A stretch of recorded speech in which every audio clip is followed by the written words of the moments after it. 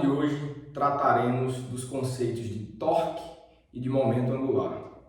O conceito de torque a gente viu de uma forma específica na aula passada, que era o torque sobre um objeto que girava em torno de um eixo específico. Agora a gente vai generalizar esse conceito importante de torque para uma partícula qualquer em relação a um ponto específico no espaço, ou seja, se você exerce uma força em uma determinada partícula, qual é o torque devido a essa força nesta partícula em relação a um ponto específico no espaço, não mais em relação a um eixo, mas a um ponto. Então esse é um conceito mais geral, como a gente vai ver, e depois a gente vai abordar o conceito de momento angular, que também é um conceito importante para o estudo de rotação, assim como o torque.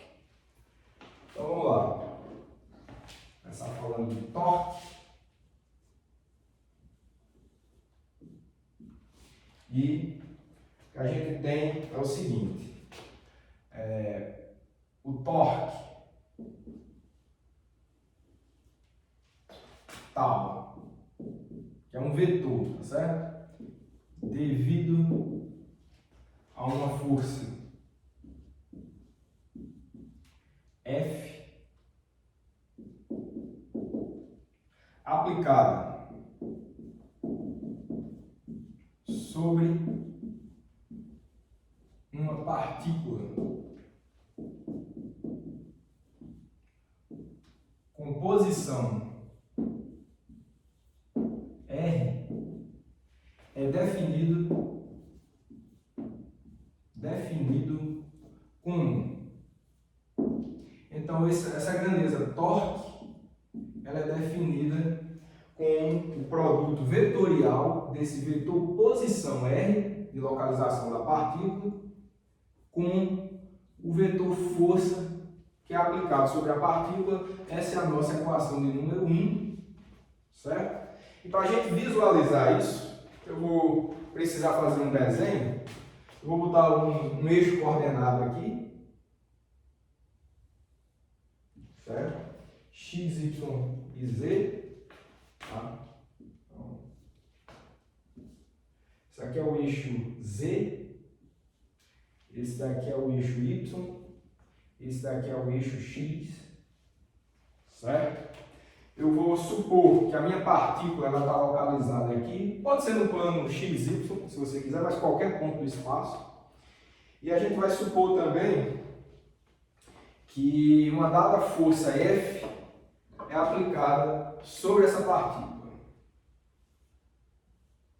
certo? Então a força F é aplicada sobre essa partícula e eu localizo essa partícula com um vetor posição R em relação à origem. Eu tenho aqui a origem do sistema coordenado, eu vou localizar com um vetor posição R. Certo? Em verde aqui. Esse é o meu vetor posição R. Certo? E a gente vai assumir que o ângulo entre os vetores força e vetor posição R é um ângulo φ, certo? Esse ângulo φ aqui, tá bom? Esse ângulo é claro que é importante para a gente determinar a intensidade desse vetor torque, certo? Então, se vocês lembrarem, eu estou supondo o caso em que tanto o vetor força quanto o vetor posição eles estão no plano x, y, que é esse plano aqui, tá bom? O eixo Z é para cima. Com essa configuração, se vocês lembrarem, né, o produto vetorial, a direção e o sentido dele é dado pela regra da mão direita, né? Então, se você tem um vetor torque, o vetor posição que está mais ou menos assim, você gira seus dedos, seus 4 dedos da mão direita em direção ao vetor força, o seu polegar ele vai estar apontando na direção do produto vetorial. E nesse caso é o vetor torque, certo? Então, esse vetor torque ele vai estar apontando para cima na direção Z, se esses vetores posição e força estão realmente no plano XY. Então, o vetor torque ele vai estar aqui, ó. Está de vermelho aqui. Essa é a direção e o sentido do vetor torque. E note que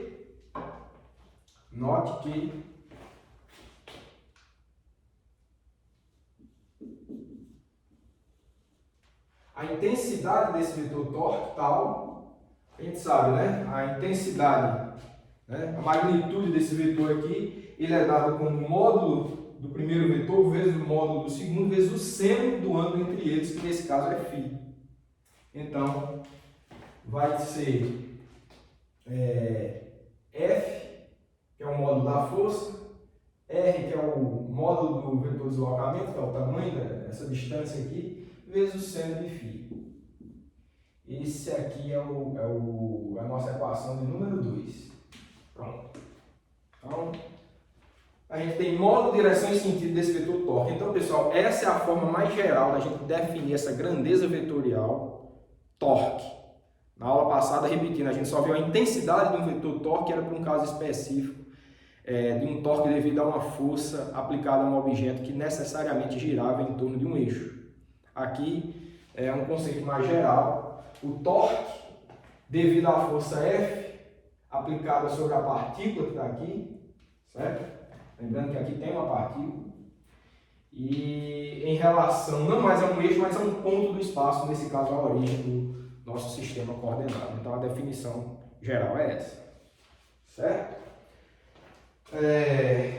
Bom, eu acho que eu já falei para vocês, né?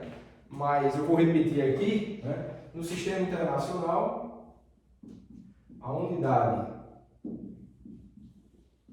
de torque é Newton vezes metro, né? Eu acho que eu falei na aula passada, mas não custa repetir, certo? É a unidade de força vezes unidade de distância, sendo não tem unidade, então é Newton vezes metro. Então pronto, então essa é a definição, é uma definição de fato, mas que a gente vai ver que tem uma importância para a gente desenvolver o estudo da dinâmica e consequentemente da cinemática da rotação. A aula de hoje a gente vai ver a importância dessa definição aqui. Bom, e só para deixar mais claro, né, só os vetores agora, tá? O vetor torque realmente ele aponta para cima aqui no eixo Z, tá bom? O vetor força, né, ele está apontando mais ou menos ali na direção Y, tá? E o vetor posição ele era um vetor, né, que estava também nesse plano XY, estava mais ou menos assim, né? Esse seria o vetor posição R. Né? Isso para ficar claro, tá certo? E aqui é o ângulo entre eles. Espero que o desenho esteja claro para vocês. Né? Vetor força e vetor R no plano XY, vetor torque apontando para cima na vertical. Ok. Então, essa é a definição de torque mais geral que eu queria comentar com vocês. E similarmente, agora eu quero definir outra grandeza importante, que é o chamado momento angular. Se vocês lembrarem, o torque é a grandeza da física de rotação, né, do estudo da física de rotações, que é análogo à força para a translação. Né? Mas lá no estudo da translação a gente também tinha uma grandeza chamada momento linear ou quantidade de movimento, que era P, representado por um vetor P. E aqui a gente vai ver a grandeza análoga para a rotação, que é o momento angular, que a gente vai usar a letra L para isso. Tá? Então vamos fazer isso agora. Eu vou apagar tudo aqui, certo? Para a gente estudar essa nova grandeza, momento angular.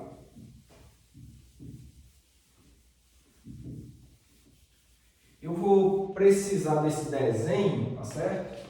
Eu vou só apagar algumas coisas, né, porque realmente a configuração, né, para a gente determinar o que é momento angular, a gente precisa de uma configuração muito parecida do que essa para a definição de torque, então eu vou aproveitar esse desenho aqui e a gente vai ver isso. Então, faz de conta que eu apaguei tudo aqui, eu vou utilizar esse desenho para outra coisa agora. certo?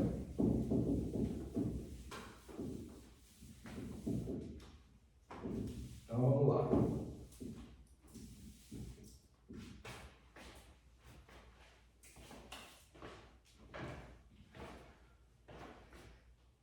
Bom, então a grandeza que eu quero estudar com vocês agora é a chamada quantidade de movimento, tá bom? Quantidade de movimento angular ou momento angular. Então, tanto faz você falar quantidade de movimento angular ou momento angular, que é a mesma coisa, assim como quantidade de movimento e momento linear significava a mesma coisa, o mesmo vetor P, mesma coisa é parecida aqui, certo? Então, quantidade de movimento angular.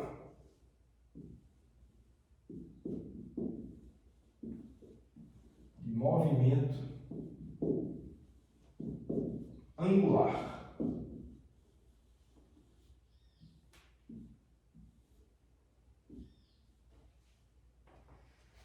Bom, eu vou utilizar aqui essa figura, né, de novo, e agora eu tenho a mesma partícula, tá certo? A mesma partícula, está aqui localizada, o mesmo sistema de coordenadas, a mesma partícula, só que ao invés de, como no caso passado, esse vetor vermelho aqui ele significava uma força aplicada, eu agora, para esse caso, vamos supor que esse vetor vermelho ele representa a quantidade de movimento linear dessa partícula, ou seja, o produto da massa dessa partícula com o vetor velocidade dela. Então, você tem aquele vetor P, certo? De quantidade de movimento, que é esse vetor vermelho. Esse vetor verde continua sendo o nosso vetor posição, R, certo? Continua sendo o nosso vetor posição R. E a gente vai ver qual seria o vetor, que é uma grandeza vetorial também, esse vetor quantidade de movimento angular. Então, dada uma partícula com momento linear P e posição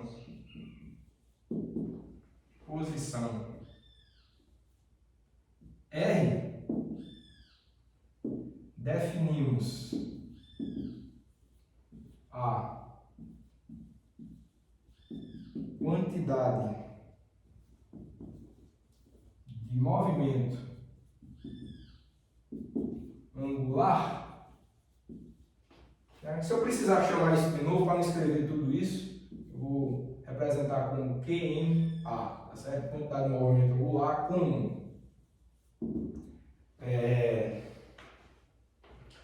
como sendo um vetor, vou escrever aqui agora, tá? Como sendo um vetor L, minúsculo, igual ao produto vetorial do vetor posição com o vetor quantidade de movimento. Essa vai ser a nossa equação de número 3.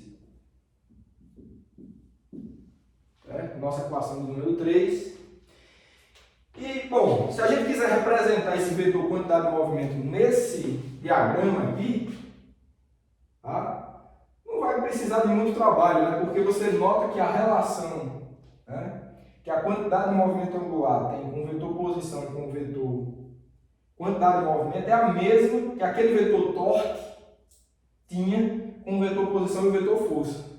Então, esse vetor vermelho que significava o torque naquele caso passado vai significar agora o nosso vetor quantidade de movimento angular. Só que lembrando que aqui era força e agora é quantidade de movimento linear, esse vetor vermelho, tá certo? Então, com essa configuração em que a partícula tem essa quantidade de movimento aqui, P, e esse vetor posição R, a quantidade de movimento angular dessa partícula em relação à origem O, e é bom chamar atenção para isso, que tanto a grandeza torque quanto a grandeza momento angular, elas estão relacionadas com um ponto no espaço, tá? Em relação a uma origem específica. Nesse caso aqui, em relação a esse ponto aqui. Tá? Então, é só a gente entender que esse vetor vermelho apontando para cima é a quantidade de movimento angular, certo? E, similarmente, a gente já tem a direção e o sentido, vamos falar da intensidade, né? Então, note que o módulo da quantidade de movimento angular, o módulo, não estou botando seta, tá certo? Vai ser a quantidade, né? O produto, né? Da intensidade do vetor quantidade de movimento com o vetor R, tá certo? O módulo do vetor R vezes o centro do ângulo entre eles, que é φ, tá certo? Eu vou explicitar isso em termos da massa, né? Porque o módulo da quantidade de movimento é o produto da massa vezes a velocidade, então a gente tem que L é massa vezes velocidade vezes R vezes seno de φ. Essa é a nossa equação de número 4. Certo? Então esse fica sendo o módulo desse vetor vermelho aqui. Tá bom? O tamanho dele é esse. Certo? E acho que é importante, né, a gente mencionar a unidade também de quantidade de movimento angular. Então, no sistema internacional, a unidade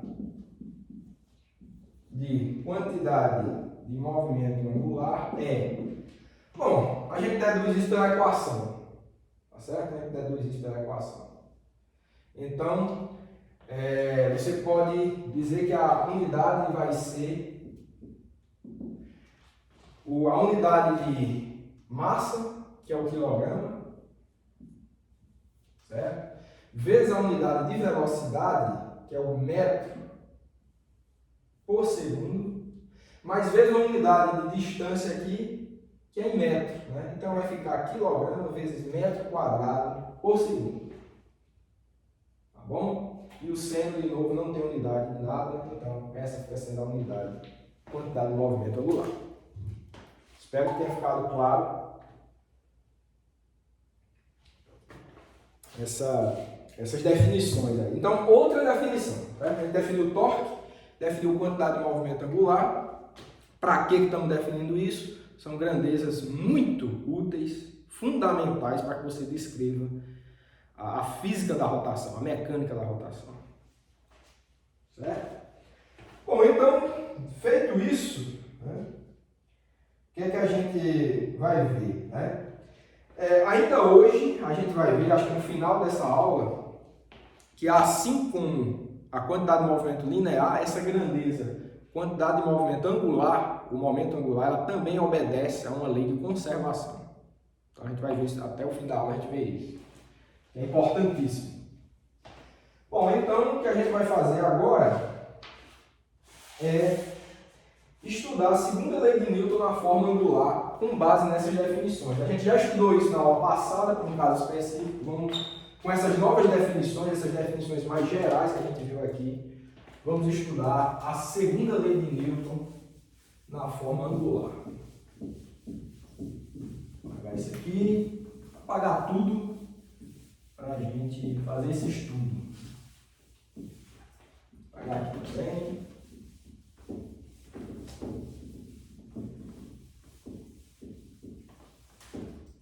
E aqui.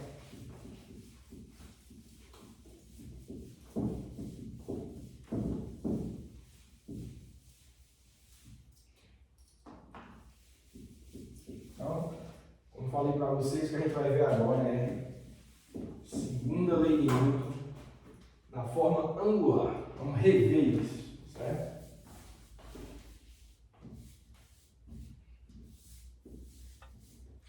Então, segunda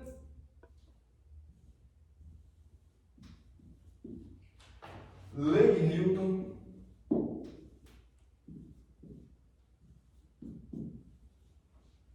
na forma angular.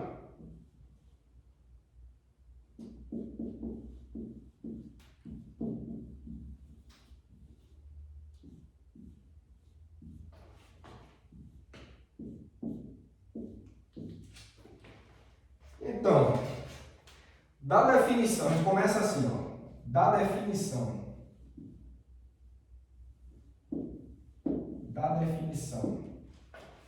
de quantidade de movimento angular, temos, acho que foi da equação 3, tá certo? A gente tem o seguinte, que L pode ser escrito, esse vetor quantidade de movimento angular L, que ele é R produto vetorial com P, tá certo? Mas a gente pode escrever isso como sendo massa, né? Eu vou reescrever, R vetorial P, que nos dá que L é igual ao produto da massa, que é um escalar, que multiplica o produto vetorial entre o vetor posição com o vetor velocidade, certo? Equação número 5. Então a gente pode reescrever isso aqui, simplesmente a gente reexpressou esse vetor quantidade de movimento como produto de massa vezes velocidade, a gente pode fazer essa extração.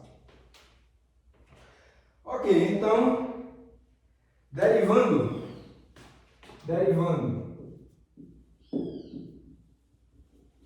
a equação 5 em relação ao tempo, temos, o que é que a gente vai ter? A gente vai ter que dl dt, a gente vai derivar os dois lados dessa equação. A gente vai ter que dl dt vai ser igual a massa, que é uma constante, não deriva. A gente vai derivar o vetor posição em função do tempo. Vamos utilizar a regra do produto aqui, certo? dr dt, produto vetorial com vetor velocidade, certo? Mais R, produto vetorial com a derivada da velocidade em função do tempo. Fechou o parênteses. Certo? Isso daqui é igual, vamos seguir. Olha, dr dt, taxa de variação do vetor posição em relação ao tempo, é o vetor velocidade. Então isso vai ficar velocidade, produto vetorial com velocidade, mais vetor posição, produto vetorial com aceleração. Taxa de variação do vetor velocidade em função do tempo é aceleração. Então, aceleração, certo? Faltou botar a massa aqui do lado de fora, né? Que eu esqueci. Tá bom? Então ficamos assim. Né? Precisa de um parênteses grande, não. Ficou assim. Ok, então com isso a gente segue, né, com a seguinte análise. Ó. Produto vetorial de um vetor com ele mesmo é zero. Né? Esses vetores precisam de um ângulo para ter um produto vetorial não nulo. O produto vetorial de V com V é zero. E o que é que a gente conclui? A gente conclui que dl dt é igual a R produto vetorial massa vezes a aceleração, tá? Estou entrando com essa massa aqui, multiplicando a aceleração. Isso aqui era um vetor de aceleração, né? Não vamos esquecer das setinhas, não. Tá bom? É importante isso. Bom, então a gente chegou com essa configuração aí. E o que é que a gente entende, né? Utilizando a segunda lei de Newton, isso aqui eu vou escrever como sendo a equação 6. Né? Utilizando a segunda lei de Newton, a segunda lei de Newton, temos que é massa vezes aceleração? É a força resultante que atua na partícula. É o vetor força resultante que atua na partícula. Então, a gente vai ter que dl dt vai ser igual a R produto vetorial com vetor força resultante que atua na partícula, certo? Vou apagar logo aqui. Vamos ver se dá para desenvolver um pouco mais isso aí, né? Vou pegar aqui.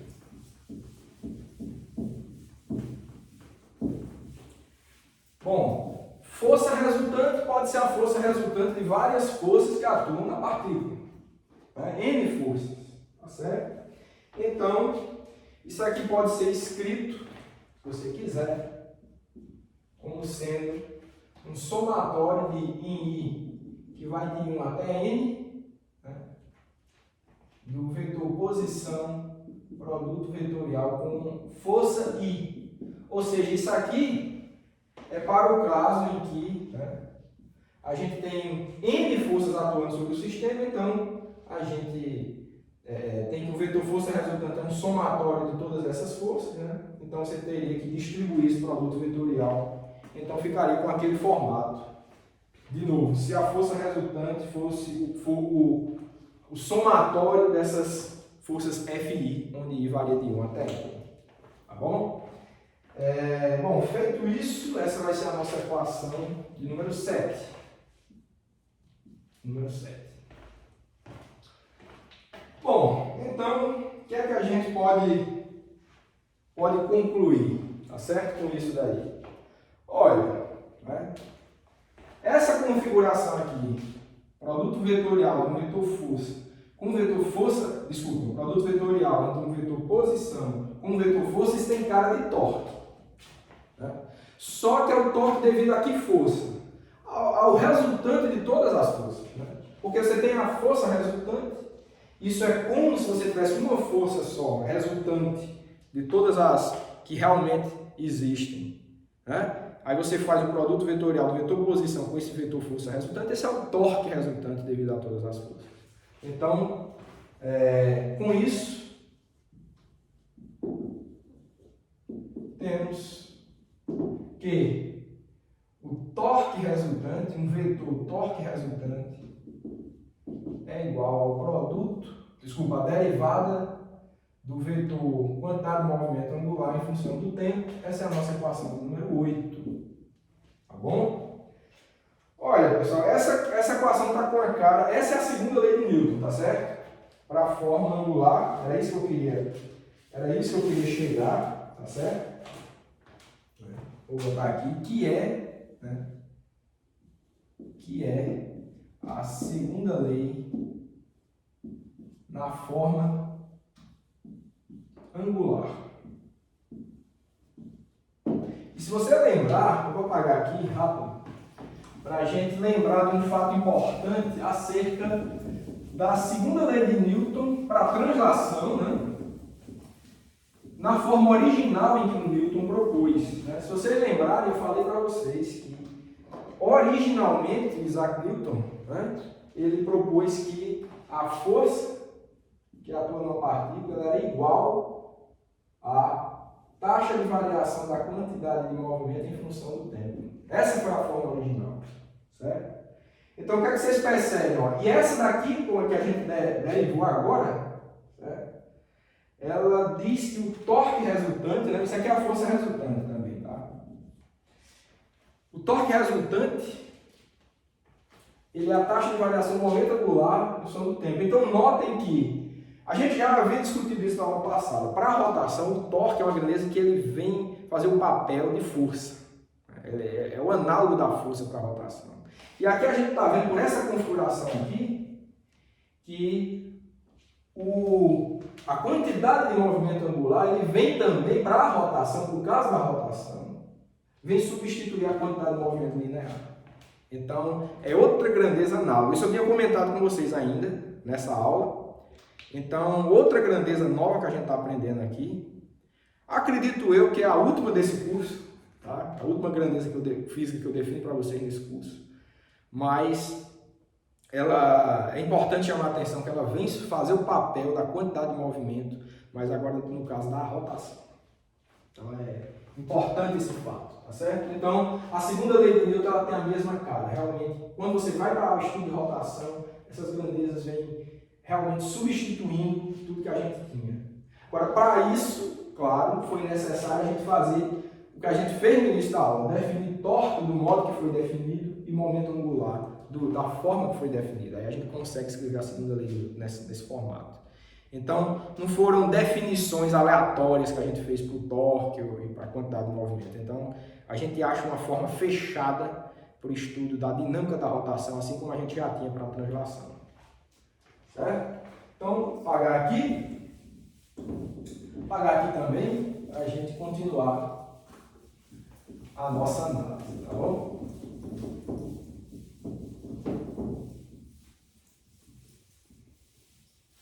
Bom, o que é que a gente vai ver agora?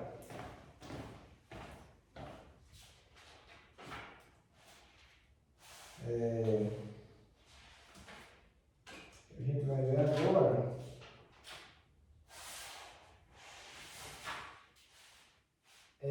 vamos estudar o momento angular do sistema de partículas, tá bom? A gente só fez o estudo até agora de torque, de momento angular para uma partícula em relação à origem. Vamos ver agora para um sistema de partículas, que pode ser um objeto, no caso, tá bom? A gente vai fazer esse estudo agora, não só com uma partícula, mas com um conjunto de partículas. Então, seguindo aqui, momento angular de um sistema de partículas.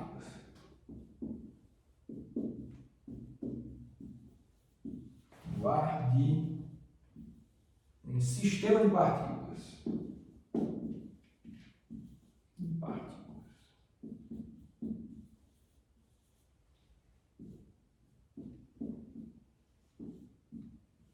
Aí.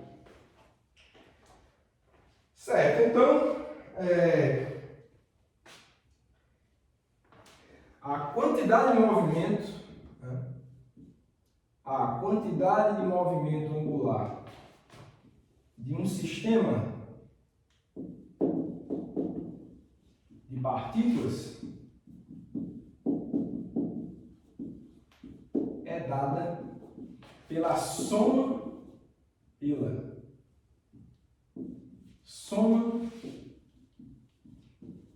das quantidades de movimento angular das partículas individualmente. Das quantidades de movimento angular individuais. Você já sabe o que é das partículas individuais. Pronto. Então, ó, a gente estava usando a letra, né, L minúsculo para representar o vetor quantidade de movimento de uma partícula. Quantidade de movimento angular, desculpa. Quantidade de movimento angular de uma partícula foi definido com L minúsculo. Para um sistema de partículas que a gente vai somar todas as quantidades, todos esses momentos angulares, né, dessas partículas, a gente vai usar agora a letra L maiúsculo. Aí você já sabe que é para um sistema todo. Então, a gente vai dizer que a quantidade de movimento total de um sistema de partículas vai ser a quantidade de movimento da primeira partícula, L1, mais a quantidade de movimento da segunda partícula, L2, mais até a enésima partícula. Certo? Acho que essa é a equação número 9. Então, essa vai ser a nossa definição. Quantidade de movimento total. Certo? E o que a gente vai fazer agora é tomar a derivada da equação 9. Então, tomando a derivada da equação 9, a gente vai ter que dl dt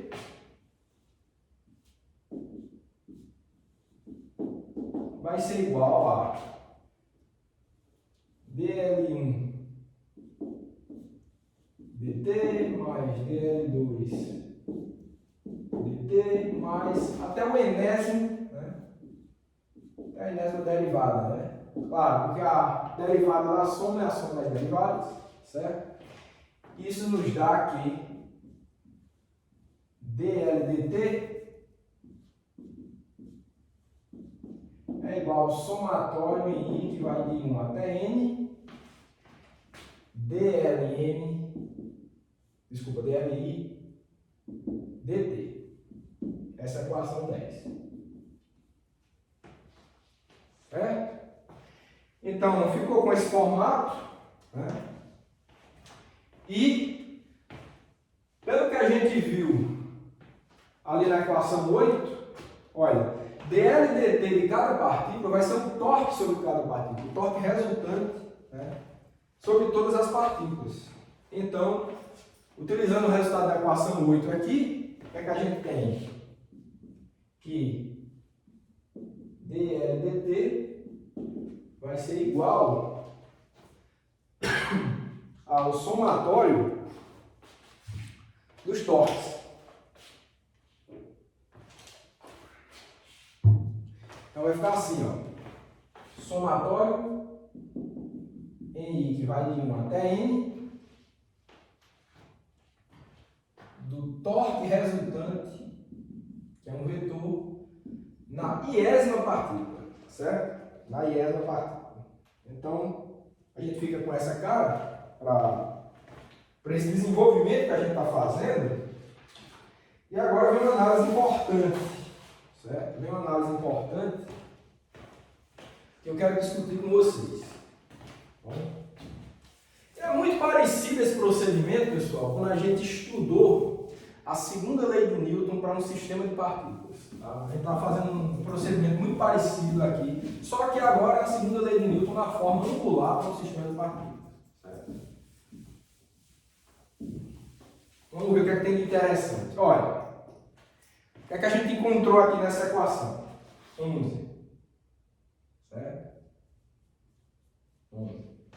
A gente tem o seguinte, ó, que a taxa de variação da quantidade de movimento total de um sistema de partículas é igual ao somatório dos torques resultantes de todas as partículas. São N partículas, então você soma os vetores torque resultantes sobre todas as partículas. Só que tem algo de interessante aí. Partículas, vocês sabem, elas exercem forças umas nas outras. Os constituintes de um sistema, pode ser esse objeto aqui, né? Existem ligações químicas entre os átomos que compõem esse objeto e forças são exercidas entre eles. Cada constituinte exerce uma força no outro e vice-versa. Se esses objetos, esses constituintes exercem forças uns sobre os outros, você também tem, devido a essas forças, um torque, tá? Que cada partícula exerce na outra. Por causa da força exercida entre elas, existe um torque também. Você tem uma origem, tem uma posição, você tem uma força aplicada em cada partícula, né? Devido a outra partícula, você tem torques devidos à interação entre elas. Só que, pela terceira lei de Newton, a gente lembra que a força que uma partícula exerce na outra é igual em modo de direção e tem sentido contrário a que a primeira, né, exerce na segunda, né? Ou seja, você tem uma partícula exercendo uma força na segunda, né? Essa força é igual em modo de direção e tem sentido contrário a que a segunda exerce na primeira. De forma análoga, né? Ou seja, o vetor F, que é exercido em uma, é igual a menos o vetor F exercido na outra. E isso vai se estender para uma consequência importante para os torques entre elas, certo? Como essas forças, uma é o negativo da outra, o torque de uma na outra, pela configuração algébrica da definição de torque, produto vetorial de vetor posição com vetor força, se você tem um sinal negativo em relação a outra força, você vai ter um sinal negativo em relação ao torque também. Então, o torque de uma partícula na outra é igual a menos o torque da outra na primeira. Então, quando você somar tudo isso, o torque de uma na outra é menos o torque da outra na primeira. Então, esses torques vão se cancelar. O que é que eu quero dizer com isso? Por causa da terceira lei de Newton, torques internos ao sistema se cancelam. Então, desse somatório de todos os torques resultantes nos constituintes de um objeto, o que vai restar somente é torque externo ao sistema. Os torques internos se cancelam, dá zero. Só resulta o torque externo. Então, por causa né, da terceira lei de Newton, temos da equação 11 que o torque externo, tá, que atua no objeto vai ser igual a taxa de variação da quantidade de movimento angular do sistema em função do tempo, certo? Essa é a nossa equação 12. Outra forma da gente ver a segunda lei de Newton na forma angular. Então, essa equação 12 ela é importantíssima, tá certo? É de fato a segunda lei de Newton na forma angular para um objeto, certo? Um sistema de partículas. Então, ficou aí esta definição. Bom, o que vamos ver agora, né? Acho que a gente pode escrever isso, né? Que é tão importante, né? Então, o torque. Vou apagar aqui. Tá? Como é um resultado importantíssimo, eu vou escrever por extenso também, para não ficar só na forma de equação. Vocês podem anotar aí que realmente é um resultado muito forte. Tá? Então, o torque externo, algo externo, atuando sobre um sistema,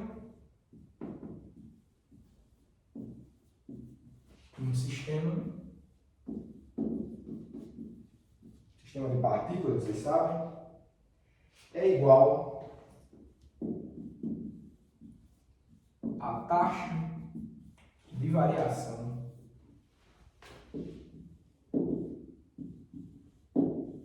da quantidade de movimento angular em função do tempo.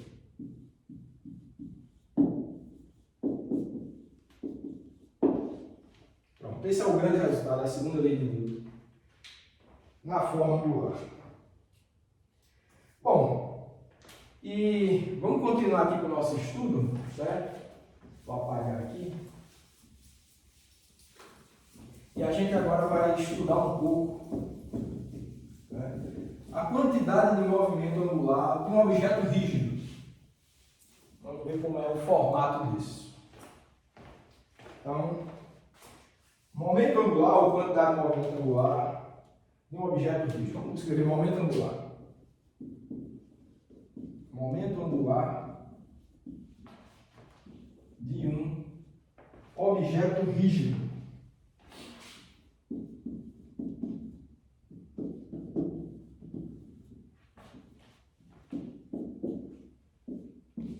Um objeto rígido.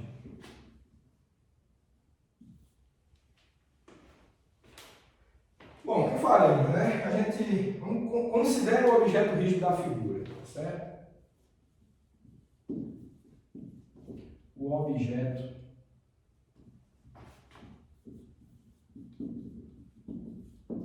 rígido da figura.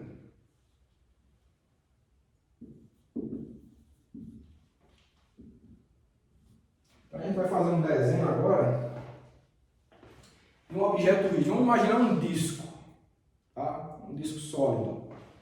Se eu consigo desenhar um disco aqui.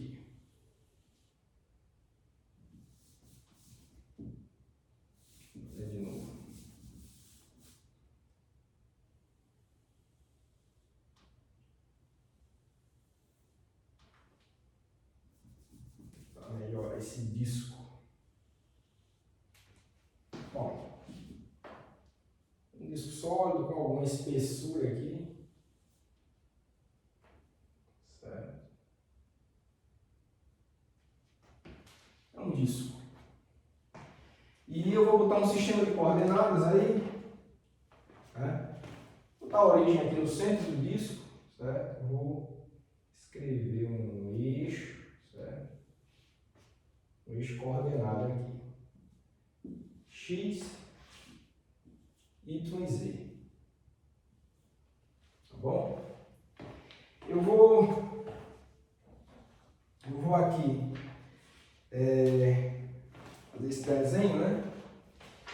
Eu vou escrever um constituinte uma partícula, vou considerar uma partícula desse disco, tá?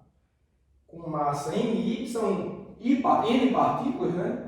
Você pode usar o índice I para representar todas, então essa é a partícula I, que tem massa MI, ela está aqui, certo? E esse disco, vamos supor que ele está girando nessa direção aqui, de tal forma, né, que essa partícula ela vai descrever, todas elas, então, se o objeto for rígido, todas as partículas vão descrever um movimento circular, certo? Então, elas vão descrever aqui um movimento circular. Tá bom? Mais ou menos nessa trajetória pontilhada que eu desenhei aqui. Acho que está meio pequeno, né? Enfim, imagina que é uma trajetória circular pontilhada, tá sendo descrita. A gente pode localizar essa partícula aí com um vetor posição, tá certo? Um vetor posição RI, tá? Então eu vou usar de vermelho aqui um vetor posição para essa partícula, que eu vou chamar esse vetor de RI. Todas as partículas têm um vetor posição de localização. Esse é o vetor RI. E vai ter também um vetor velocidade, né, tangente aqui à trajetória, que é um vetor VI. Certo? Em cada ponto dessa trajetória, a partícula tem um vetor tangente. É um movimento circular. Vocês lembram que a velocidade é tangente à trajetória o tempo inteiro. Então, eu espero que esteja claro aí o desenho. Certo? Bom, eu já posso desenhar até o vetor momento angular para vocês, que é esse que eu vou querer calcular. Se vocês lembrarem, a quantidade de movimento angular é o produto vetorial entre o vetor R, posição R, com o vetor momento linear P. Só que o momento linear, a quantidade de movimento linear, é um vetor que tem a mesma direção e o mesmo sentido do vetor velocidade, que é massa vezes velocidade. Então, a direção e o sentido do vetor quantidade de movimento angular é a direção e sentido do produto vetorial entre o vetor posição e o vetor velocidade. Nesse caso aqui, ó, mão direita, né? Contando o vetor velocidade, está no plano XY, tá? Esse disco está no plano XY. Então o vetor R está mais ou menos aqui assim, e o vetor velocidade ele está para cá. Então quando você fecha aqui seus 4 dedos do vetor posição R em direção ao vetor velocidade, o seu polegar está apontando para a direção do vetor quantidade de movimento angular. Então, a quantidade de movimento angular está apontando para cima aqui. Tá certo? Então, eu vou escrever vermelho aqui, esse vetor quantidade de movimento. Ele está aqui, ó. Espero que vocês estejam conseguindo visualizar. Certo? Então, esse vetor aqui, ele é o vetor LI, né? LI. Só que eu poderia dizer que esse é o vetor LI devido à partícula I, tá certo? Só que uma coisa que eu quero chamar a atenção para vocês, isso é verdade, tá? Eu poderia escrever o vetorzinho LI aqui. Mas para todos esses constituintes aqui desse disco, tá? Se você fizer uma análise similar a essa, você vai ver que o vetor momento angular vai estar todo mundo apontando vertical para cima, direção Z. Todos os constituintes vão ter o mesmo. O vetor velocidade e o vetor posição varia, mas esse produto vetorial entre os dois sempre vai estar na mesma direção. Então, se você quer o vetor momento angular total desse sistema de partículas que compõe esse disco, você vai somar todas as contribuições dos vetores momento angular de cada partícula, mas todas estão apontando na vertical para cima. Então isso vai dar um vetorzão na vertical para cima, que também é um vetor, vai estar na direção e no sentido do vetor momento angular do objeto rígido inteiro, que é esse disco. Então isso é um fato importante. O objeto precisa ser rígido para isso, tá? Então, a gente entende que esse é o vetor L maiúsculo, tá? Poderia ser L minúsculo também, mas pela análise que eu acabei de fazer, esse também é o vetor momento angular total do sistema, L maiúsculo. Tá? Então, espero que vocês tenham entendido a geometria aí desses vetores, certo? Bom, então vamos fazer alguns cálculos, né? Que é o seguinte: o vetor, né? Vou apagar ali, e aí vamos fazer um estudo que, inicialmente, para a gente calcular esse vetor L maiúsculo, que eu já falei para vocês que é o somatório do momento angular de cada partícula, né? A gente vai fazer uma análise, então, já que a gente vai somar a quantidade de movimento de cada partícula, vamos fazer uma análise dessa quantidade de movimento das partículas. Então, a quantidade de movimento, né? A direção e o sentido a gente já sabe que é a ponta na vertical para cima. Eu estou preocupado aqui com a intensidade dessa quantidade de movimento. Então, a intensidade, a magnitude, né? Magnitude da quantidade de movimento angular da iésima partícula é dada por. Como é que vai ficar a expressão disso? Vai ser Li igual módulo do vetor V, módulo do vetor R, né? E vezes a massa, né? Então vai ser MI VI RI. Tá certo? Por que ficou assim? Módulo do vetor posição é RI. Módulo do vetor quantidade de movimento é massa vezes velocidade. Precisaria do seno entre eles, mas esses dois vetores aqui, vou até escrever aqui para vocês verem, eles formam 90 graus entre si. Então vai ficar seno de 90, que é 1. Não precisou de seno. Então ficou só o produto dessas três coisas. Massa vezes velocidade, que é a quantidade de movimento da partícula, vezes distância da partícula em relação à origem O. Vou botar aqui. Tá?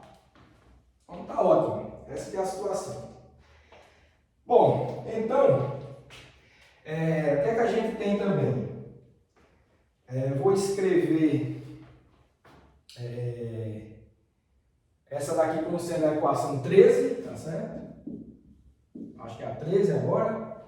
E como cada constituinte está descrevendo um movimento circular, o que é que a gente tem?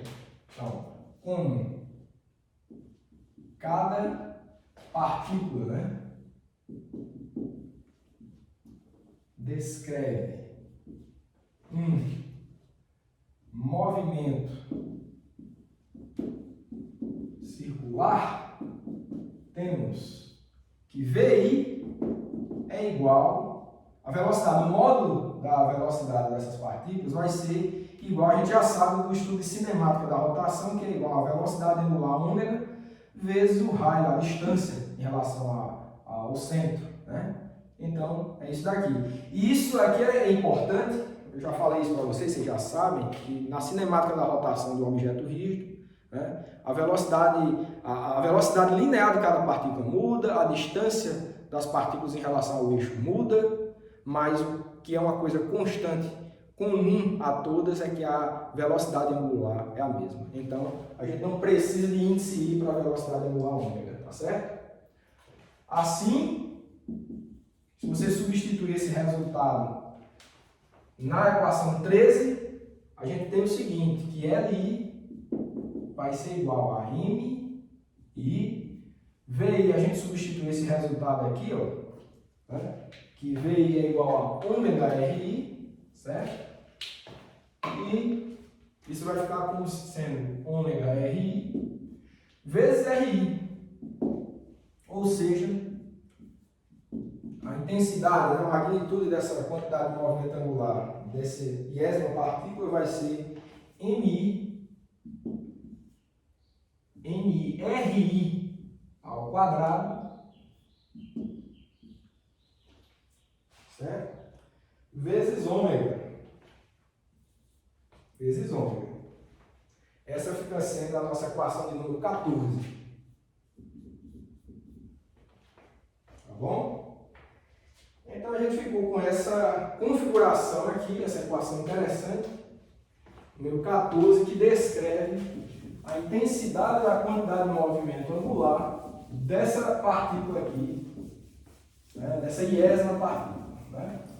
Ou seja, é uma equação que é válida para todos os constituintes, tá certo? Todos os N constituintes desse disco, desse sistema rígido, certo? Estou falando em um disco, mas qualquer que seja o objeto rígido, essa análise é válida, tá? Ok. Então, né? A gente pode encontrar agora o momento angular de do sistema inteiro, né? Que é somar tudo. Então, com isso, a quantidade de movimento angular do sistema é dada por, no caso, a intensidade dela, tá? Aquela intensidade disso aqui, ó, desse L. A direção e o sentido já está especificado, só estou preocupado com a intensidade. Então, L, né, vai ser igual ao somatório em I de LI, tá certo? Que é igual ao somatório em I, lembrando que I varia de 1 até N, né?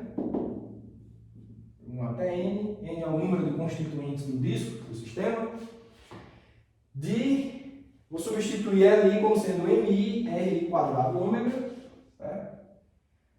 Vou escrever assim, ó, MI, RI ao quadrado, né? Está entre parênteses aqui, ômega, tá bom? E, pessoal, uma coisa interessante, né, é o seguinte, esse ômega ele pode sair do sinal de somatório, ou seja, ficar somatório em I que vai de 1 até N. Vou botar esse parênteses aqui, ó, vocês vão entender. MI, RI ao quadrado, ômega, né? Ou seja, eu tirei o ômega do somatório, que é constante para todo mundo. E se vocês lembrarem, essa expressão que está aqui entre parênteses significa o quê?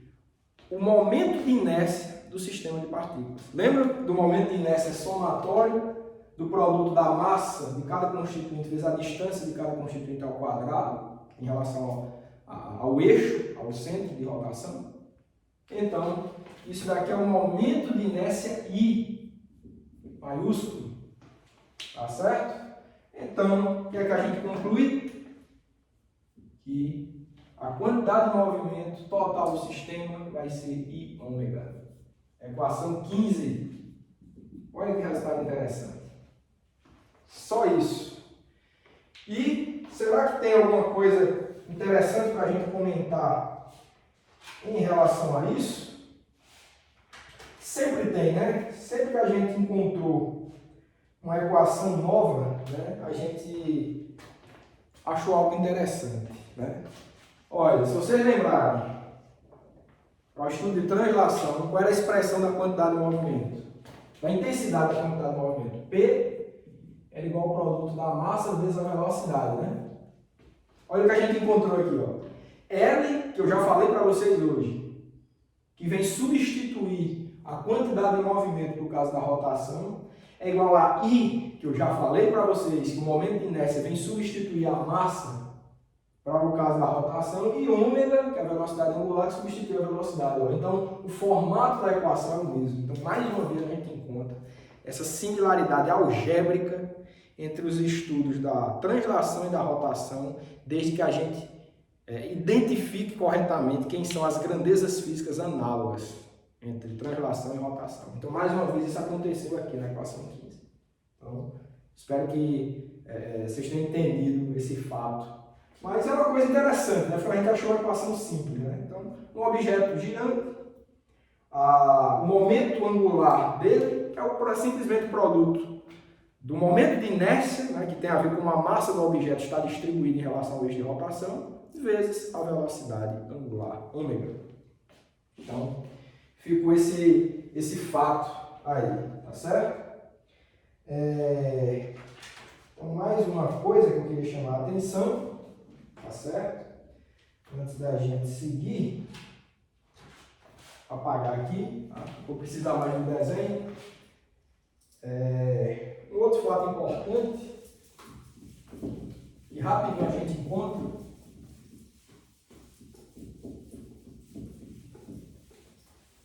tem a ver com o torque, né? O torque é a taxa de variação temporal da quantidade de movimento. Então, note que o torque resultante sobre a partícula, né? Torque resultante sobre a partícula, acho que foi da equação 12, né? Que era a segunda lei de Newton. Na forma angular, a gente encontrou que era dL dt. Então, nesse caso, vai ser igual a ddt. Né? No caso da intensidade, né? Não estamos falando de intensidade. A direção e o sentido dos vetores a gente já sabe qual é. Vamos falar das intensidades, tá certo? Então, vai ser a derivada em função do tempo de iômega, tá bom? Se o objeto for rígido, o momento de inércia dele, ou seja, a distribuição da massa em torno do eixo, não varia no tempo. Então, I é uma constante. Pode sair do sinal de derivação. Então, a gente conclui que a intensidade do torque resultante, né, que é o torque externo, né, o sistema, a gente já viu isso. Torque externo, a equação 12 era em relação ao torque externo. A gente já tinha discutido isso. Então, o torque externo que atua sobre o sistema vai ser igual a I d ômega dt, e a taxa de variação da velocidade angular em função do tempo, se vocês lembrarem da aula de cinemática da rotação, vocês vão lembrar que d ômega dt é alfa, a aceleração angular do sistema. Então, daqui a gente conclui que o torque externo vai ser igual a I alfa, onde alfa é a aceleração angular do sistema. Tá bom? Então, equação 16. Então, é uma forma da segunda lei de Newton que a gente já tinha discutido na aula passada. Né? A gente já tinha discutido essa forma, tinha derivado de outra forma essa relação aí na aula passada, a gente está fazendo de uma forma diferente hoje. Então, espero que tenha ficado claro toda essa situação. A gente fez até exercício, né, com aquela equação 16. Excelente. E agora, para fechar o conteúdo da aula, antes da gente fazer exercício, eu quero ver com vocês o que eu havia prometido, que é o estudo da conservação da quantidade de movimento angular, que eu já falei para vocês que é uma quantidade que se conserva. Vamos ver isso agora. Quando se conserva, né? Em que situação que vai se conservar a quantidade de movimento angular?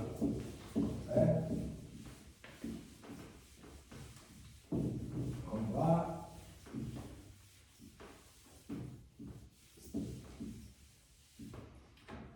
Estudar isso agora. Conservação do momento angular. Momento angular.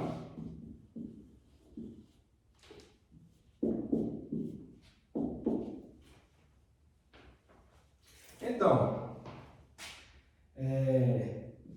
da segunda lei,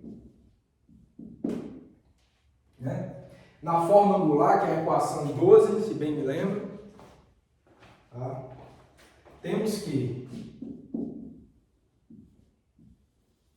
o torque externo é igual a dL dt. A gente até discutiu ali, certo? Então, neste caso,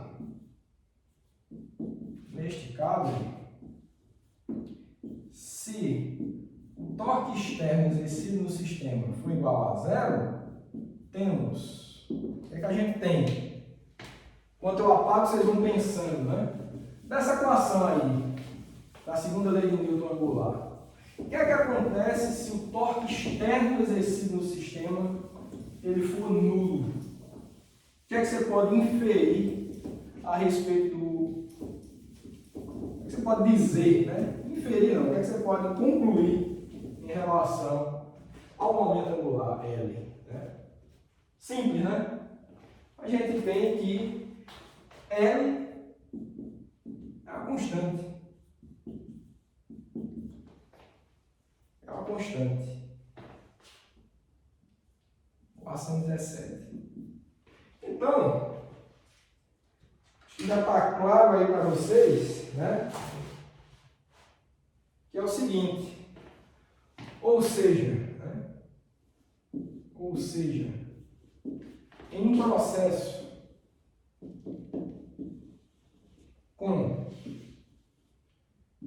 torque externo, em que o torque externo exercido do processo é igual a zero, temos que a quantidade de movimento angular, o momento angular inicial do processo é igual ao momento angular final do processo. Passamos 38. Tá? É isso que você pode concluir. Então, esta é a lei de conservação da quantidade de movimento angular.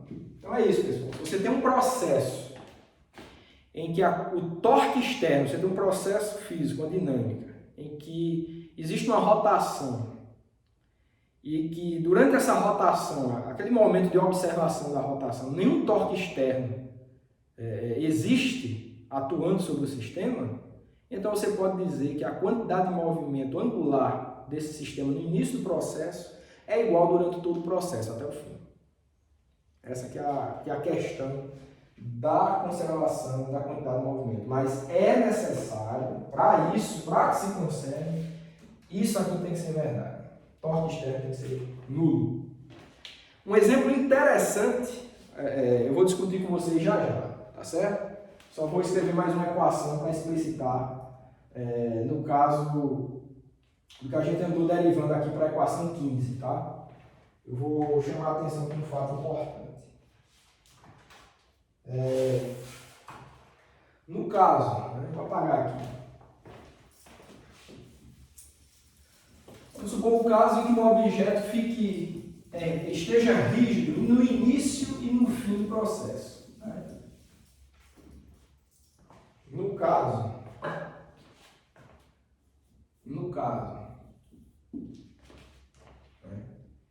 em que o objeto é rígido no início e no fim do processo,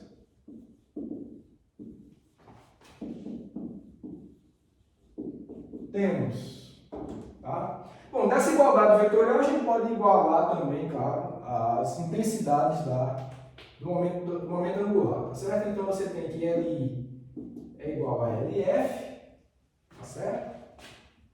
Você tem que as intensidades da quantidade de movimento é igual no início e no fim. Mas se o objeto for rígido no início, qual é o momento angular de um objeto rígido? É o produto, a gente já viu, é o produto do momento de inércia com a velocidade angular. Então, você vai ter que I, momento de inércia inicial, vezes quantidade de movimento angular inicial, vai ser igual, isso considerando que ele é rígido no início. Se for rígido no fim, é o mesmo produto dessas grandezas no fim. Então, momento de inércia no fim, vezes quantidade de movimento, velocidade angular no fim. Tá certo? Então, essa é a conclusão que você tem, essa é a equação 19. Então, você tem essa igualdade aqui. O produto, momento de inércia com velocidade angular é igual no início e no fim. Se o objeto for rígido no início e no fim, desse processo em que o torque externo é nulo. Eu vou dar um exemplo interessante, para vocês. Acredito que vocês já devem ter percebido, que é o caso de um patinador, certo? Você tem um patinador no gelo, acredito que vocês já tenham assistido alguma exibição de patinação no gelo, e alguns dos movimentos é o patinador girar em torno do próprio eixo, certo? Quando ele faz isso, o atrito entre ele e os patins e o gelo é muito pequeno, né? Você quase não tem força sendo exercida ali, ele dá várias voltas ali sem perder velocidade, né? Mas quando esse movimento de rotação acontece, você pode dizer que as forças externas, claro, tem o peso, é normal, mas nada que exerça torque. Peso normal não vai exercer torque porque estão atuando na direção do eixo de rotação. Então, No caso de um giro de um patinador, o torque externo nesse giro é nulo, porque as forças além de peso normal que não exercem torque são muito pequenas, você pode desprezar. Tá certo, então na configuração, vamos supor que ele está girando de alguma forma com os braços e as pernas abertas. Tá? Quando ele está com essa configuração, vamos supor que ele está rígido, com as mãos e as pernas abertas, tá certo? Está girando em torno do eixo. E nesse caso específico, que ele está rígido, claro, o momento angular dele é igual ao produto do momento de inércia vezes a velocidade angular. Então ele tem uma velocidade angular e ele tem um momento de inércia também. Ele tem um momento de inércia que tem a ver com a massa estar distribuída em torno do eixo. Tá? Então quando ele está com braços e pernas abertos, o momento de inércia dele é grande. Tá? Porque a massa ela vai estar distribuída distante do eixo. Então ele tem um produto, momento de inércia com velocidade angular, que dá uma certa grandeza, certo? E em alguns movimentos, durante o giro, ele se encolhe, né? Ele traz a massa dele para perto do eixo, fecha os braços e as pernas e traz a massa dele para perto do eixo. Quando ele faz isso, o momento de inércia dele diminui. E só tem força interna, é dele, né? Forças internas, ele se encolhe, tá? Diminui o momento de inércia dele. Quando ele faz isso, né? Nessa situação em que torque externo é zero, esse produto I vezes F, I vezes ômega, tem que se manter constante, como a gente está vendo aqui. Então, nesse caso aqui, o final do processo, que é o encolhimento do patinador, causa uma diminuição nesse momento de inércia IF em relação ao momento de inércia inicial. Para que esse produto permaneça constante, a velocidade angular do patinador tem que ser maior do que era no início, certo? Então, como é válido isso daqui por conta da ausência dos torques externos, a diminuição do momento de inércia do patinador, que ocorre quando ele se encolhe, ele traz a massa dele para perto do eixo, o que ocasiona inevitavelmente é um aumento na velocidade angular. Então, eu acredito que vocês já devam ter percebido movimentos como esse num giro, num movimento de giro de um patinador no giro, né? Então ele tem uma velocidade angular lenta, né, pequena, quando ele está com a configuração dele, a massa dele distante do eixo, então ele está girando de forma lenta. Quando ele traz a massa para perto do eixo dele, a velocidade angular aumenta significativamente, isso é muito perceptível. Então quem tiver a curiosidade aí, pegue aí, assista um vídeo de patinação no gelo, que sempre tem um truque de movimento como esse. Você vai ver que a rotação aumenta muito quando a massa está próxima do eixo. Isso é uma consequência da conservação da quantidade de movimento angular e ela é válida porque, de novo, os torques externos nesse processo de encolhimento é zero. Tá? Ele era rígido no início, rígido no fim, é válido essa grandeza. Se o momento de inércia diminuiu, o momento angular, a velocidade angular tem que aumentar para que isso permaneça constante. Tá bom? Bom, pessoal, era esse o conteúdo da aula de hoje, tá certo? Mas eu quero fazer um par de exercícios aqui para a gente fixar esse conteúdo. Tá? Vamos fazer alguns exercícios agora. Então, os exercícios que eu quero tratar com vocês são os seguintes. Eu vou ler e depois a gente faz a solução. Uma roda está girando livremente a velocidade angular de 800 RPM sobre um eixo, o momento de inércia é desprezível. Uma segunda roda, inicialmente em repouso e com o dobro do momento de inércia da primeira, é acoplada subitamente ao mesmo eixo. Letra A. Qual a velocidade angular da combinação resultante do eixo com as duas rodas? E letra B.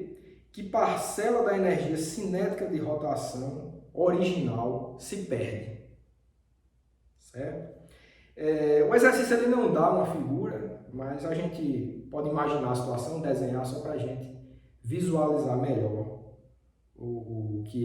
a situação para a gente responder o que ele pede, tá bom? Então, vamos lá. Exemplo.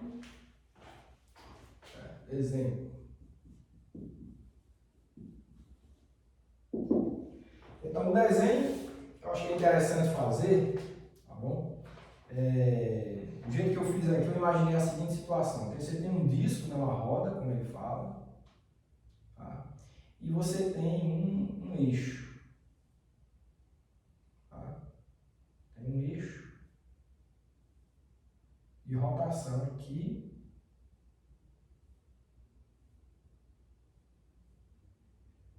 Esse objeto está girando aqui com velocidade angular ômega inicial. Tá? E ele tem um momento de inércia I1.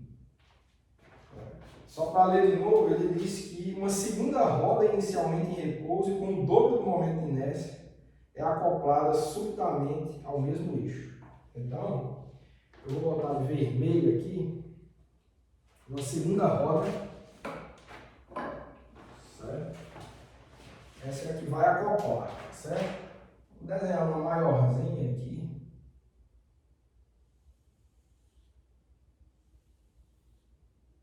Certo? Uma roda maiorzinha. Ela vai ter um furo aqui que vai encaixar, tá certo? E ela vai cair, tá? Em relação a... Ela está caindo aqui, ela vai acoplar, tá certo? Ela está inicialmente em repouso, ou seja, ela não está em rotação, tá certo? Ela vai girar junto com o conjunto depois que acoplar, tá bom? Então, repetindo, esse desenho aqui fui eu que fiz, tá? O problema não deu, tá? Mas eu acho que é útil para a gente visualizar a situação. Então, você tem esse objeto girando aqui, essa roda menor aqui que está girando. Você tem essa que tem o dobro do momento de inércia, que está inicialmente em repouso, vai cair aqui, vai acoplar e depois vai girar tudo junto. Tá certo? Então, a pergunta da letra A é qual a velocidade angular? Né? Tem os dados do problema, né? Ó, uma roda está girando livremente a uma velocidade angular de 800. Vou botar aqui, ó. Velocidade angular inicial é 800 RPM. RPM, vocês devem saber, é rotações por minuto. Rotações por minuto. Você pode transformar, isso não é sistema internacional de unidades, você pode transformar, se quiser, para o sistema internacional, que seria dado em radianos por segundo. Né? A unidade de velocidade angular no sistema internacional é radianos por segundo. A transformação é simples, tá? 800 voltas é 2π radiano, né? Por minuto. Né? Então, vou deixar como exercício para vocês transformar 800 RPM em radiano por segundo. Mas é bem simples, é uma relação linear, você pode usar até uma regra de 3 se quiser. Tá? Ou seja, uma volta, 800 voltas por minuto, né? Quantos radianos por segundo seria? Porque uma volta por minuto seria 2π radiano por minuto. Se você quer isso por segundo, né, você tem que multiplicar por 60, certo? Então seria 120π radiano por segundo no RPM. E aí você calcula 800, então vou deixar para vocês. Eu não vou precisar tanto disso aqui não, tá? dessa transformação de unidade, eu só quero achar uma relação aqui. Bom, então o que ele pede no exercício é qual a velocidade angular da combinação resultante. Bom, pessoal, isso é bastante simples de fazer, né? Se você entender que nesse processo de acoplamento, né? Porque esse disco maior ele vai cair aqui e vai acoplar. Se você entender que nesse processo não vai haver torque externo, né? Vão haver forças que estão atuando ali na vertical, né? Mas torque seriam forças que estão atuando tangencialmente aqui nesse plano aqui, né? As forças vão estar todas na vertical, não vai ter torque externo. Então, se não vai ter torque externo, você pode entender que nesse processo de acoplamento existe a conservação da quantidade de movimento angular. Tá certo? E é isso que a gente vai utilizar para calcular o que ele pede na letra A, lembrando a velocidade angular da combinação resultante do eixo com as duas rodas, ou seja, a velocidade angular final do conjunto. Né? Então, pela solução, né? Solução. Pela conservação da quantidade de movimento angular, temos que LI é igual a LF, que nos dá, que é rígido no início e no fim, não, é rígido o tempo todo os objetos. Então, quantidade, momento de inércia inicial, né, vezes velocidade angular inicial, vai ser igual ao momento de inércia final vezes velocidade angular final. Né? No início, somente esse objeto aqui de baixo que gira, só ele que tem quantidade de movimento angular, tá certo? Então, a quantidade de movimento angular inicial é somente devido a essa rodinha azul aqui, nada devido à grande, a vermelha, porque ela não gira no início, tá bom? Outro dado do problema, né, que é importante mencionar, é que a segunda roda ela tem o dobro, tá, do momento de inércia da primeira, ou seja, I2, que é o momento de inércia da segunda, é 2 vezes I1, certo?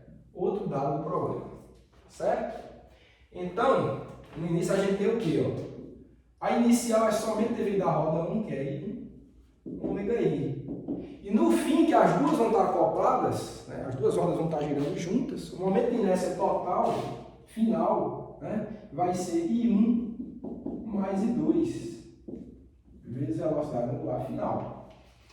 Certo? Então, velocidade angular final vai ser igual a I1 dividido por I1 mais I2, certo? Que multiplica ômega I. Só estou dividindo aqui, tá certo? Só que esse I1 mais I2 é 2 vezes I1, ou seja, que é igual a I1 dividido por 2 vezes I1 vezes ômega I. Ou seja, a gente conclui que ômega F é igual. A gente pode cancelar, né? I1 com I1. Então vai ser ômega inicial. Opa, aqui fica 3, desculpa, né? Se você somar, fica 3 vezes, desculpa. I2 é 2 vezes I1. Né? I2 é 2 vezes I1. Mais I1 dá 3 I1. Né? Perdão. Então vai dar 3 I1. Então, quando cancelar I1 com I1, você vai ter que ômega F é ômega I dividido por 3. Então, essa é a resolução da letra A. Certo? Então, finalizou a letra A. E a letra B, só lembrando, ele pede qual parcela da energia cinética de rotação original se perde. Você quer saber qual a porcentagem de energia cinética você tinha no início se perder. Bom? Então, vamos resolver isso analisando o que é a energia cinética inicial. A energia cinética inicial é K inicial vai ser 1/2 ômega I, desculpa, momento de inércia inicial vezes velocidade angular inicial ao quadrado, né? Certo? Então, essa é a energia cinética inicial do sistema, tá bom? É associada à rotação, obviamente. Tá? E no fim, né, depois do acoplamento, qual vai ser a energia cinética? Né? Por outro lado, né, no fim, temos energia cinética final igual a 1/2 momento de inércia final vezes velocidade angular final ao quadrado, certo? Como é que a gente pode expressar isso em termos das grandezas iniciais para a gente comparar aqui? Né? Vai ficar igual no meio. Quem é o momento de inércia final? A gente já sabe, né? Ó, o final vai ser I1 mais I2, que é 3 e 1, como a gente já sabe. Então vai ficar ó, 3 e 1 vezes velocidade angular final ao quadrado. A final é a inicial dividido por 3. Então você vai ter ômega-i dividido por 3, tudo isso ao quadrado. Certo? Bom, e vamos fazer essas contas aqui, né? Vai ter esse 3 aqui vai cortar um 3 que está embaixo, né? Então vai ficar um 3 no denominador vezes 2, um 6, né? Então vai ficar 1/6 de I1 ômega i ao quadrado. Essa é a energia cinética final, tá bom? Depois do acoplamento, tá bom? Eu vou apagar aqui esse lado, né? Para a gente ver como é que fica a porcentagem de energia perdida. Certo? Vamos discutir isso daí. Bom, a gente já tem a energia cinética final, tem a energia cinética inicial. O que o problema pede, eu vou ler de novo para deixar claro o que ele está pedindo na letra B. Que parcela da energia cinética de rotação original se perde. Né? Então, claro que não criou energia no processo. Ou permaneceu constante ou se perdeu alguma coisa. Então, é possível que não tenha se perdido nada. Isso a gente vai calcular agora, a gente vai ver, vai comparar esse final com esse inicial e ver o quanto que se perdeu. Então, esse cálculo da parcela é o quanto que variou dividido pelo que você tinha inicialmente. Né? O que você tem inicialmente é o 100%, o que variou é o que você quer saber. Que parcela é essa, que porcentagem foi essa. Então, o que a gente tem que fazer é o ΔK, variação de energia cinética, dividido pelo KI, que é a energia cinética inicial. Essa dá, de fato, a parcela de energia cinética de rotação que se perde. Tá bom? Então, vamos fazer isso.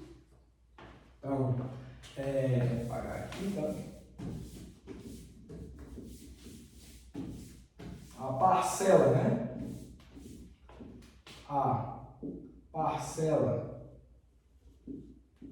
de energia cinética que se perde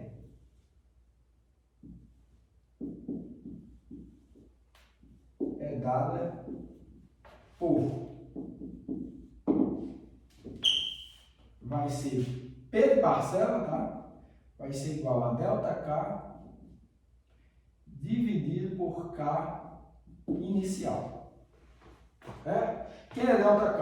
É igual a K final menos K inicial, certo? Dividido por K inicial. Tá bom? Então, esse é o processo. Mas, se você quiser saber, o K final provavelmente vai ser menor, tá bom? Então, a variação, né, de modo positivo, né, não vai ser, no caso, o módulo desse ΔK, né, que vai te dar a grandeza positiva. O quanto que variou, de fato, positivamente, dividido pelo que você tem no início. Então, isso dá a parcela. Tá bom? Quanto que variou dividido pelo que você tem no início. O módulo, né, do quanto que variou. Isso daqui, né, dá igual. Olha, como é o módulo, a gente sabe que o que tem no início é menor, é maior ou igual ao que você tem no final, certo? A quantidade de energia cinética que você tem no início, ela é ou igual ou é menor que você tem no fim, tá? Então essa grandeza aqui dentro do módulo, ela é não positiva, né? Ou ela é zero ou ela é negativa. Então você pode simplesmente tirar o módulo e botar KI menos KF dividido por KI. Certo? Aí você garante que esse numerador é positivo. Isso daqui vai dar igual a 1 menos KF dividido por KI. Tá bom? E quando você fizer a conta, né, utilizando quem é KF, que está aqui, e KI, que está aqui, vocês vão ver que várias coisas vão se cancelar, né? O momento de inércia. Esse momento de inércia, desculpa, só faltou chamar a atenção que no início só tem a roda 1, né? Só vamos chamar a atenção a isso. Não está errado aqui não, só vou deixar mais claro para quando você for cancelar. Tá? Energia cinética inicial vai ser 1/2, tá bom? Deixa eu ver se eu consigo apagar aqui. 1/2 de I inicial ômega I quadrado, que é o que a gente já havia escrito, tá certo? Mas isso aqui é igual a 1/2 I1 ômega I ao quadrado, tá certo? Só para deixar claro isso aqui, tá? Para cancelar direitinho com o que a gente tem aqui. Vai se cancelar esse momento de inércia inicial, 1, né? Que é o inicial. Então você conclui aqui com esses resultados que a parcela vai ser 1 menos KF dividido por KI, e se você fazer esse cálculo vai dar 2/3. Certo? Então, 2/3 vai se perder. Tá bom? 2/3 vai se perder de energia cinética. Tá? Isso é o que de fato se perde nesse acoplamento. Vamos ter uns atritos ali nesse acoplamento, então. Tá bom? É isso que acontece. Pelo fato do acoplamento. Bom, pessoal, então. O que eu tinha para esse exercício era isso, né? Eu vou fazer um segundo exercício para a gente concluir a aula, tá bom? Então, vou apagar tudo aqui para a gente discutir um novo exemplo. Vou pegar aqui.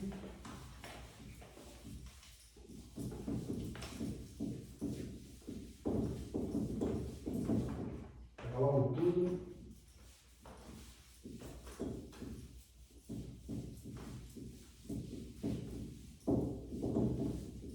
E eu vou ler um outro exercício para a gente fazer aqui, para finalizar.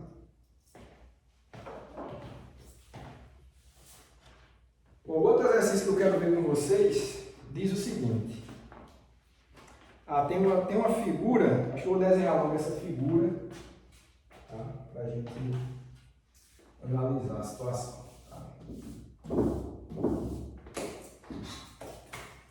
Então você tem o seguinte, tem um ponto, tem uma haste rígida,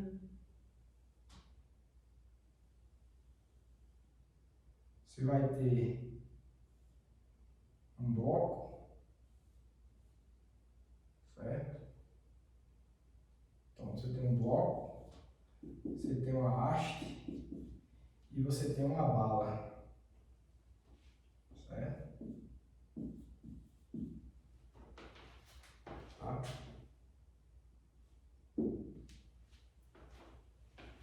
Então é um bloco, né? Sustentado por uma haste, certo? Que pode girar em torno disso daqui. Vou ler o problema em relação a isso aqui, uma bala. Vamos lá. Na figura, uma bala de 1 grama é disparada para dentro de um bloco de 0,5 kg que está preso na extremidade de uma haste não uniforme com 0,6 metro de comprimento e 0,5 kg de massa. O sistema bloco, haste, bala gira então em torno de um eixo fixo no ponto A. Certo? O ponto A está aqui.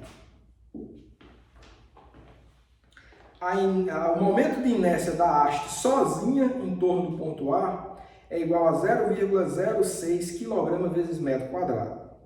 Suponha que o bloco seja pequeno bastante para ser tratado como uma partícula na extremidade da haste.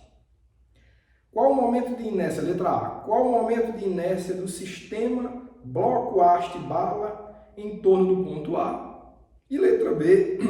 Se a velocidade angular do sistema em torno de A imediatamente após o impacto da bala for 4,5 radiano por segundo, qual era a velocidade da bala imediatamente antes do impacto? Então, esse que é o problema.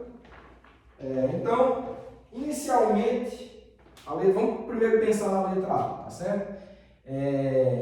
Tem alguns dados, né, desse problema que eu vou querer chamar a atenção aqui logo, deixar à vontade, que é massa da bala, tá?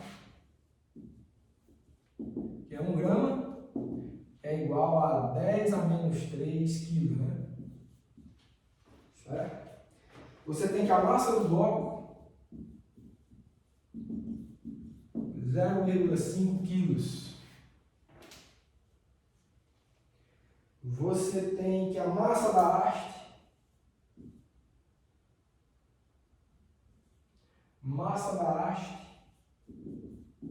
é igual a 0,5 quilos também. Você tem que o tamanho da haste, né? Vou chamar aqui de D, tá certo? Esse D vai ser igual, né? 0,6 metros. E você tem que o momento de inércia da haste, sozinha, né, é igual a 0,06 kg vezes metro quadrado. Pronto. Esses são os dados do problema. E a letra A, certo? O que é que ela pede? A letra A, ela pede o momento de inércia do sistema bloco-haste-bala. Olha, vamos lá. O momento de inércia total que ela quer, né, na letra A. No momento de inércia total, vai ser o momento de inércia da haste, mais o momento de inércia do bloco, mais o momento de inércia da bala. Tá bom? Dos três juntos. Olha, pessoal, o momento de inércia da bala em relação a esse eixo até dá para calcular e não é difícil, né?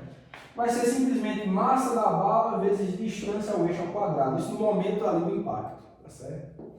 Mas perceba que a massa, o momento de inércia é como a massa do sistema está distribuída em relação ao eixo. Olha, a massa da bala ela é 1 grama. Quando comparado com a massa do bloco, que é meio quilo, e a massa da haste, que é meio quilo, é nada, né? É muito pequeno, né? 500 vezes menor a massa. Certo? 500 vezes menor a massa. Então, o momento de inércia da bala em relação à haste do bloco vai ser mais ou menos umas 500 vezes menor também. Então, já dá para dizer que é desprezível. Não precisa a gente estar levando em consideração o momento de inércia da bala. Dá para calcular, tá? Não tem problema nenhum calcular. Mas se você fizer isso, você vai ver que é uma correção muito pequena em relação ao todo. Então, já dá para a gente desconsiderar, né? Não é que é zero, mas a gente pode desconsiderar o momento de inércia da bala quando comparado com a haste do bloco. Não precisa a gente levar isso em conta. Certo? Então, isso daqui vai ficar sendo aproximadamente momento de inércia da haste mais momento de inércia do bloco. O da haste já está aí, né? Que é igual, o momento de inércia da haste já foi um dado do problema. Né? O momento de inércia do bloco, ele disse, o problema fala que você pode considerar como uma partícula presa na extremidade aqui. Então, é como se fosse uma partícula com a massa total do bloco, que é meio quilo, presa na extremidade aqui, que está uma distância D do eixo de rotação, que é o ponto A. Então, isso vai ser massa do bloco vezes D ao quadrado. Certo?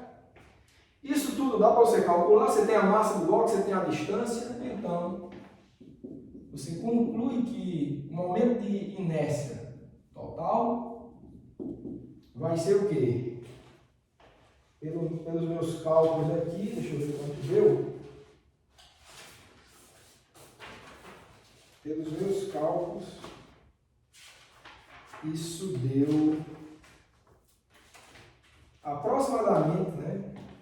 Que a gente desprezou a momento de inércia da bala, 0,24 kg vezes metro quadrado. Então foi isso. Tá bom? Então a letra A simplesmente é isso. E vamos à letra B, que ela é um pouquinho mais complicada, mas a gente precisa pensar com um pouco mais de calma, né? Vamos ver o que diz a letra B de novo. Se a velocidade angular do sistema imediatamente em torno de A, se a velocidade angular do sistema em torno de A, imediatamente após o impacto da bala, for 4,5 radianos por segundo, então esse é um outro dado do problema, né? Vou botar aqui, ó. Ômega é igual a 4,5 radianos por segundo. Isso é um outro dado. Qual é a velocidade da bala imediatamente antes do impacto? Quem é a velocidade dessa bala aqui? Certo? É isso que a gente quer saber. Bom, aí que tá, né? Se a gente tem um sistema haste, bloco, bala, né? E a gente tem um processo de impacto da bala no bloco e vai fazer com que esse sistema gire aqui, vai subir um pouco, né? Nesse impacto só vão ter forças internas ao sistema, certo? Do bloco na bala, da bala no bloco, mas tudo é interno.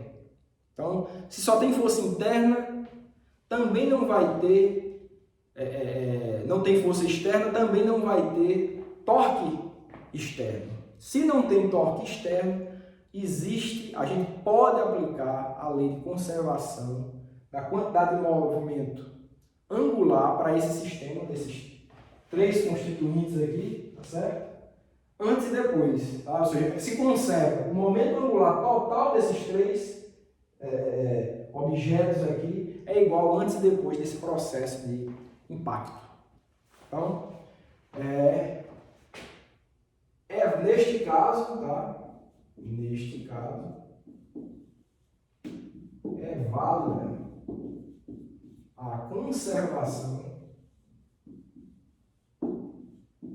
da quantidade de movimento angular. Tá bom? Ou seja, a quantidade de movimento inicial vai ser igual à quantidade... a quantidade de movimento angular inicial é igual à quantidade de movimento angular final. Tá bom? Olha, né? No início, a quantidade de movimento devido a esses três sistemas é puramente em relação à bala, né? Porque não tem, estão em repouso aqui, ó. A haste e o bloco estão em repouso, eles não vão contribuir em nada para a quantidade de movimento angular do sistema haste, bloco, bala. Somente a bala, que essa sim tem velocidade. Tá? E a gente sabe como calcular a quantidade de movimento dela. Tá bom? Eu vou só apagar aqui, tá bom? Deixar um espaço para a gente fazer esse cálculo. Tá? Eu acho que eu vou precisar desse dado aqui para a letra B. Vou deixar só ele, tá? Então, vamos ver quem é a quantidade de movimento angular no início. O movimento angular no início. Temos que Li, ele é somente devido à bala, tá certo? A gente sabe que para uma partícula, a gente trata a bala como uma partícula em relação a um ponto A, né? Uma origem A. Né? Quando a bola estiver no momento do impacto aqui, né, que a gente está considerando o bloco como uma partícula também, a gente está interessado nesse momento em que a bala está chegando nesse ponto aqui, tá bom? Qual é o momento angular nesse ponto? Devido à bala somente, porque o resto está em repouso, não vai interessar no início. Vai ser R vetorial P certo? Que é igual, ó, R, que é esse vetor posição da bala no momento do impacto, que é um vetor vertical para baixo. O vetor P tem a direção do vetor velocidade, então eles formam 90 graus, tá certo? Então isso aqui vai ser simplesmente igual a módulo do vetor quantidade de movimento, massa da bala, vezes velocidade da bala, tá certo? Vezes o módulo do vetor posição, que é simplesmente D, né? É um vetor vertical para baixo, mas o tamanho desse vetor é D. Então, D. Tá bom? Então, essa é a quantidade de movimento inicial. Tá certo? E no fim, né? Tá? Vou chamar essa equação aqui de asterisco, tá bom? Temos também